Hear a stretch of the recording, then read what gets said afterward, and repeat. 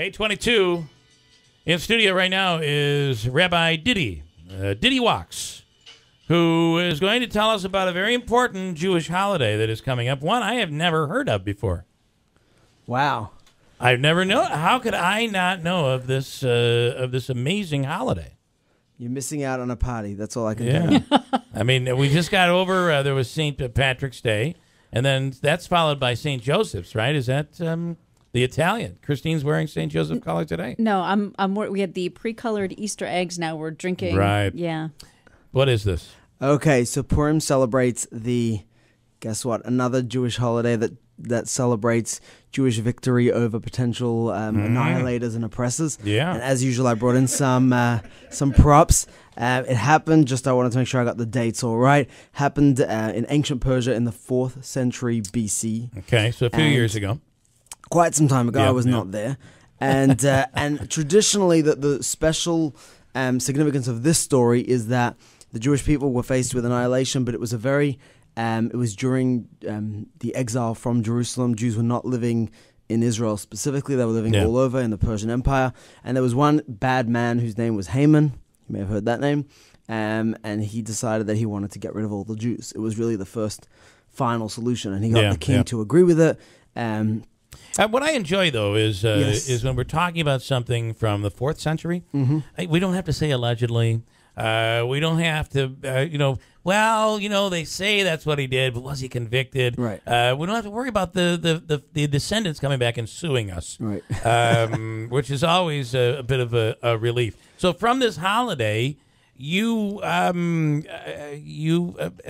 a Jew, Jewish people are able to celebrate by celebrating. Yes, and one of the significances of Jewish holiday, if you look through them, and they all are centered around food, right? On Passover we have matzah, and on Hanukkah we have the latkes and the donuts, and on Purim we have the hamantash, and I actually brought some over here. They are just a cookie filled with either jam, poppy seed, other things, apricot, and we and one of the reasons for the name, even though it's an incorrect reason, I won't get into the history of that, but it's called hamantash, and the bad man's name was Haman. So we sort of, the traditional Jewish thing is we make food out of our enemies. If you mess with us, you're just going to turn into a food. Yeah, we're not going to. That's and right. so, and it really is a telling thing of the Jewish spirit that throughout Jewish history, Mark Twain noted it in his essay concerning the Jew in 1898 or something, where he wrote that it doesn't make sense the Jews are still around.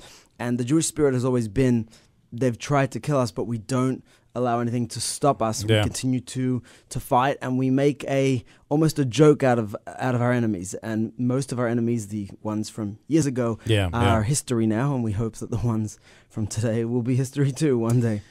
Yeah, it just doesn't end though, does it? It doesn't seem to end. It doesn't end, but we get to eat more food. So but just more food. I can't wait to see what the next celebration is going to be named after. It's God knows. Well, there's a guy in Iran, so we're looking. And one more thing about the I don't want to get political. One more thing about the holiday. That's awesome. We have a special graga, which is actually every time we read the story of Hanukkah, of Purim, and it's called the Megillah is the story. And this is called the graga. It's basically a noisemaker. And every time his name is read, we make noise as if to say boo. Basically, Jews were the first jeerers, so we jeer on the bad people. And what's interesting, these traditions just are, they've remained true.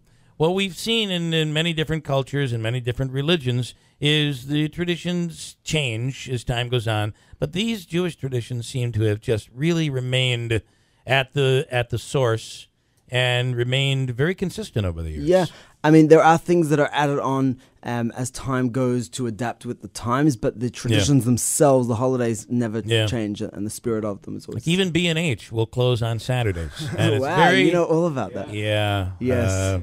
Love that place. Okay, so the drinking comes in. Explain the drinking of all of this, sir. Part of celebration, it says you have to drink and eat. And eating traditionally means you have to eat a meal with bread and meat. And to have wine, drinking is wine. So, according to the sages that understood the Megillah and understood the rules of the holiday, one has to get so drunk that they don't know the difference between pretty much the villain and the good man. So it literally references getting inebriated. It really says to get inebriated. Oh, that now, is how to awesome. do that?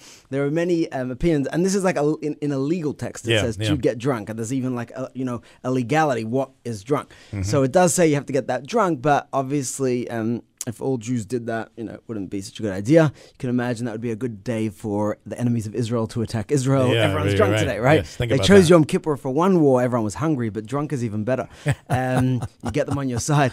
Great. So there are many ways. You're allowed to go to sleep. There's different tricks you can do, but there is the idea of just being very joyous and coming together. And one of the things we do on the holiday is you have to give gifts, food packages to people.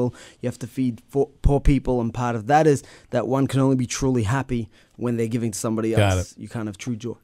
And there's really truth to that too. I really believe that when you see somebody who's hurting, when they're helping somebody else, they somehow feel good about themselves, and it's almost a therapy in itself. Interesting stuff. I really thought we had the better deal with the Christmas tree and Santa and all that stuff, but I'm beginning to think otherwise. Well, we had to We're not have taking any conversions right now. we had to have people like me who just kind of pushed the alcohol into the holiday. Here, it's a part of it. It's part of the holiday. The rabbis knew how to party. That's right. That's very big. Well, don't count the priests out. They seem to enjoy a glass of wine every once in a while. So, okay, now.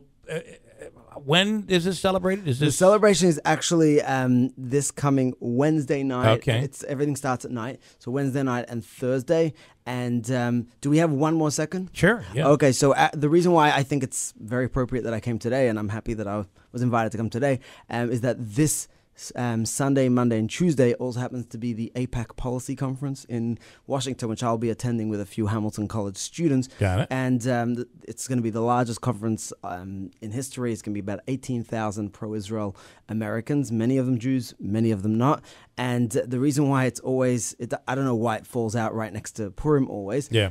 But it's great in the way, because one of the messages of Purim is that God's name is not mentioned in the story one time. And the reason for that is because the story was a very natural, seemingly natural story. There's no miracles, no splitting of seas, there's no plagues. It's a very normal story. If you read the story, happens to be a Jewish woman becomes the queen. It's a very normal story. And it's almost a story of lobbying before the king to save the Jews. And that's really what we're doing today. You're going to be doing in Washington. People very often criticize the Jewish lobby. I say, thank God it's big. I wish that all vulnerable groups had strong lobbies. And the reason why it's a popular lobby is because people see that it's a true cause. And so... Well, the lobby is about survival. Correct, and that's what we see it as. Pretty important. I'd rather be told that we're big lobby and we use, even though it's not even true, because there are lobbies that use a lot more money. The Saudi Arabian lobby apparently uses a lot more money than the Israeli lobby, but they're not as successful. Ask Americans across the nation. No one supports it because the cause is something that people value, and all we're looking is to share freedom in that part of the world and to just survive as a people, which has been our struggle for. Yeah, when the cause is just simple survival, it's that's usually pretty big. Yeah, yeah. So one quickie, and I can't let you get out of here because you have talked politics here, and you. I'm not telling you who I'm voting for. If that's what you're asking. I'm not asking who you're voting for. Okay. I'm asking you what are your thoughts, because I believe, if I recall, the last time you were not pleased with the way the Obama administration has handled the situation in Iran. But your thoughts on the Republican Party right now? So and I will not vote, who you're going to vote for, right? But I will vote for the person who I believe is most, I guess, most well set up for foreign policy, specifically how it relates to Israel. I'm a little bit of a one-issue voter, at least prioritizing. I will say that one of the candidates out there, his foreign policy is beautiful. One. Okay. I don't know which one. Trust me. I'm not going to tell you what it is, but it's beautiful. They all love me. They all love me. It's smart because I have a really big brain. Because yeah. So yeah, he's a Rabbi genius. Didy walks does Donald Trump. New headline. They all love him. Was I meating Donald Trump? So obviously that plays a big role in who you're going to vote for. And for me, trust, not Trump, is the biggest issue over here in this election. They've all said, almost all of them have said very positive things when it comes to Israel and when it comes to just, vulnerable communities. One of the things the Jewish community often gets upset about, I would say, is that because many Jews in America have, thank God, been successful, and it doesn't seem like a vulnerable community, and leaders forget about us, and we're, at the end of the day, another minority, which, we're not struggling or anything like that, but Israel is something that's close to all of our hearts. We all have relatives there.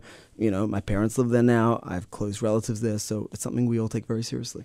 All right, very, very interesting. So we shouldn't reach out to you on Wednesday night. You could. Yeah, but, actually, if we reach out bring on a bottle. we reach out on Wednesday night, we'll find out who he's voting for. There's a very good chance. Okay, or Rabbi, I might change who I'm voting for on Wednesday night. It might happen. Rabbi Didy walks over there in Clinton, serving many of those students over there at Hamilton College. We love it when you come in. Thanks so much. I appreciate it. My pleasure. Hold tight. 8:32 at WIBX.